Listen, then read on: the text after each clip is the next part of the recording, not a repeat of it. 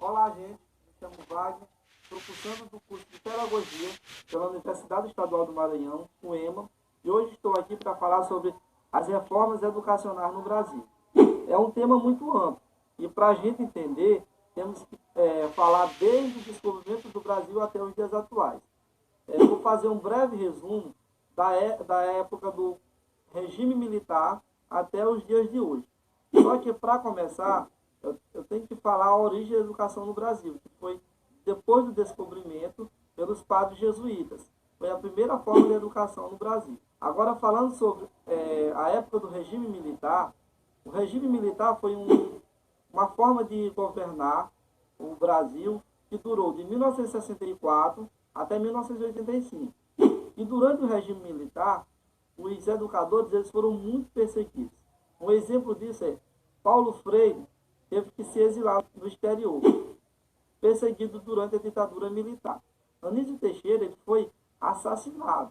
Forjaram uma queda de elevador, mas só que as investigações posteriores mostraram que ele foi assassinado, envenenado.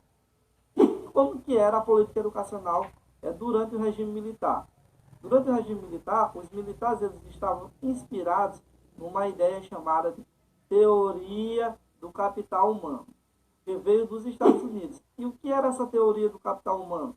Ela era a ideia de que a educação servia para gerar riquezas, muitas riquezas, e que cada pessoa alfabetizada, capacitada, significava uma ponte para o aumento do PIB e aumentar as riquezas brasileiras.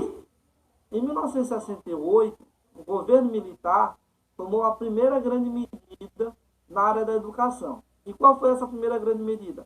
A chamada reforma universitária. E o que é a reforma universitária? A reforma universitária, eles tentam introduzir a lógica das fábricas.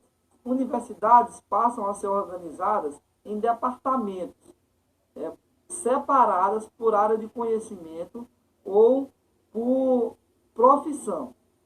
Ou seja, quem era da área de matemática só podia falar com quem era da área de matemática. Quem era da área dos estudos sociais só podia falar com as pessoas dessa área. Os professores eles não podiam se reunir para falar juntos, para falar de um determinado tema. Era só com pessoas do mesmo área do conhecimento. No regime militar, também foram extintas algumas disciplinas. A filosofia e a sociologia é um exemplo delas, e foram implantadas umas novas disciplinas, as disciplinas de doutrinação. O regime militar ele foi um verdadeiro atraso para a educação brasileira. Vou falar também de duas leis que foram criadas nessa época. Uma das primeiras que eu irei falar, a primeira lei que eu irei falar, é a lei número 5.058.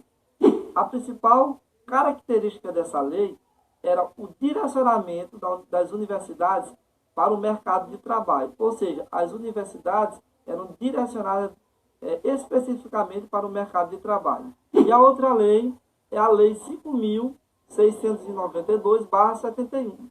Ela não foi considerada propriamente dita, uma LDB, por lhe faltar alguns elementos essenciais.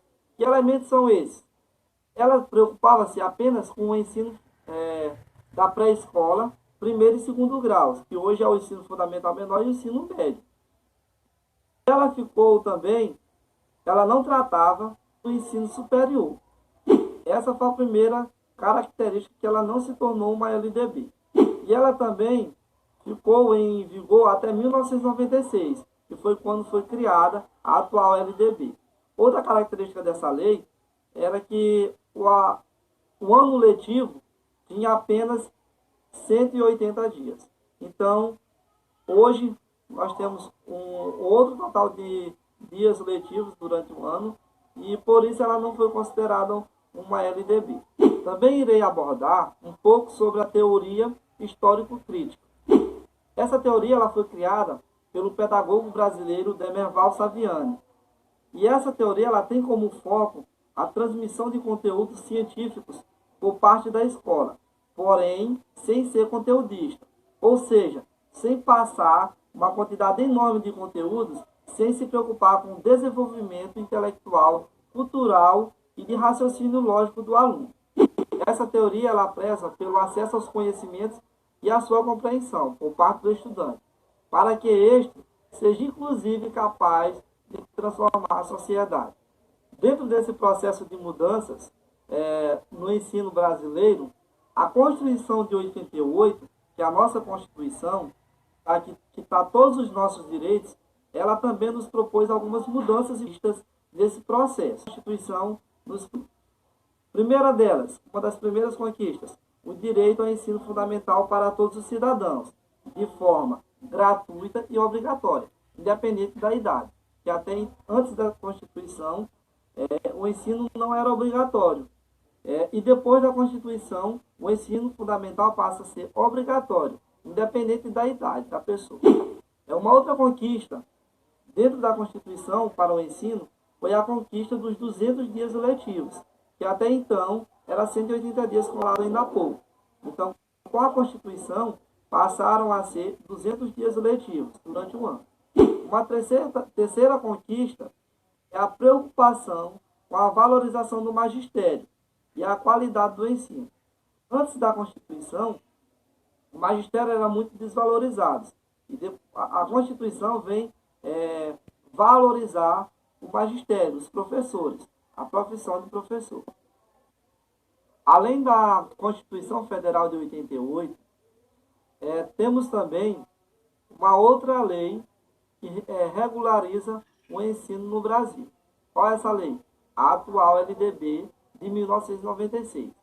A LDB, a Lei de Diretrizes e Bases da Educação Brasileira, de número 9.394/96, é a legislação que regulamenta o sistema educacional no Brasil, público e privado, da educação básica ao ensino superior. A educação básica é da educação infantil ao ensino médio e a educação superior, que é a educação depois ensino médio.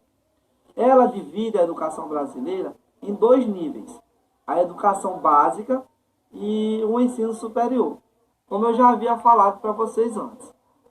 Ela também reafirma o direito à educação garantido pela Constituição Federal de 88, como eu havia falado.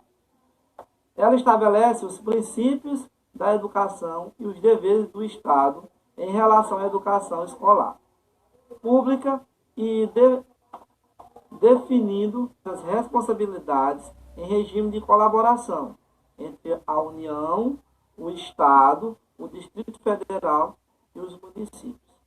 Diante de tudo isso, vemos que o Brasil passou por profundas mudanças no sistema educacional. Mudanças que hoje nos dão o direito à educação.